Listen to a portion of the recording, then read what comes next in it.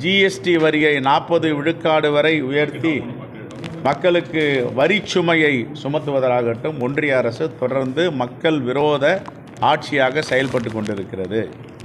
ஒரு முக்கியமான செய்தியை இன்று நான் சொல்லவிருக்கிறேன். நம்முடைய மேதகு முன்னாள் குடியரசு துணைத் தலைவர் ஜெகதீப் தன்கர் அவர் எங்கே இருக்கிறார்? ராஜஸ்தானில் உள்ள நண்பர்கள் எல்லாம் 2 நாட்களாக அவர் ராஜினாமா செய்ததிலிருந்து வெளியே வரவில்லை. அவர் எங்கே இருக்கிறார் என்பது யாருக்கும் தெரியவில்லை. பிஜேபி கட்சியை சார்ந்தவர்கள் அவரை எங்கேயாவது சிறைபிடித்திருக்கிறார்களா? எங்களுடைய மேனாள் குடியரசு துணைத் தலைவரை எங்களிடம் காட்ட வேண்டும் என்ற குரல்கள் வந்து கொண்டிருக்கின்றன. இந்த தேசத்தினுடைய மேனாள் குடியரசுத் தலைவர் ஒருவேளை அவரை பாஜக அரசு வெளியே கொண்டு வர மக்களிடம் அவர் செல்வதை தடுப்பார்களானால் இது இந்திய அரசியலமைப்பு சட்டத்தின் பால் இயங்குகின்ற ஆட்சியா அரசா என்பதை பாஜகவுடைய தலைவர்கள் சொல்ல வேண்டும்.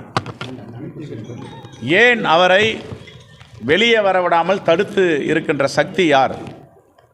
இதுவரை அவர் வாய் திறக்கவில்லை, அவர் வெளியில் வரவில்லை. நேற்று கூட உள்துறை அமைச்சர் அமித்ஷா அவர்கள் அவரை பற்றி பேசுகிறார். அப்பொழுது என்றால் ஜெகதீப் தன்கர் மேனாள் குடியரசு துணைத் தலைவர் எங்கே இருக்கிறார்? ஒருவேளை அவரை இந்திய நாட்டு மக்கள் பார்க்க இயலவில்லை என்றால் நாங்கள் ஆபியஸ் கார்பஸ் ஆட்குணர்வு மனுவை தாக்கல் செய்ய வேண்டியிருக்கும். உடனடியாக பாஜக தலைவர்கள் எங்களுடைய மேனாள் குடியரசு துணைத் தலைவர் ஜெகதீப் தன்கர் அவர்களை மக்களிடம் காட்ட வேண்டும். இதுதான் இன்று இந்தியா முழுவதும் பேசப்படுகின்ற செய்தியாக இருக்கிறது. அவர் எங்கே இருக்கிறார், எப்படி இருக்கிறார், நலமாக இருக்கிறாரா என்பதை நாங்கள் எல்லாம் பார்க்க அவளோடு இருக்கிறோம். ஏன் அவரை மறைத்து வைத்திருக்கிறீர்கள்? எதற்காக வாய் திறக்கவில்லை?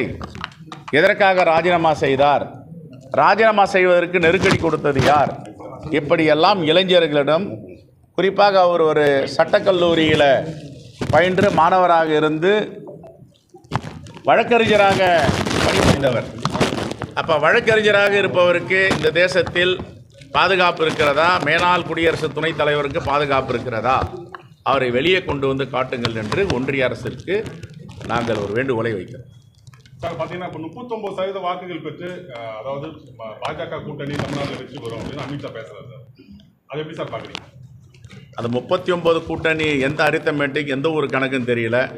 எங்கள் கணக்கு இந்தியா கூட்டணி 50 விழுக்காடுக்கு மேலே வலிமையான வாக்குகளை பெற்றிருக்கு. மக்களிடம் செல்வாக்குள்ள கூட்டணி தான் இந்தியா கூட்டணி. தேங்க்யூ.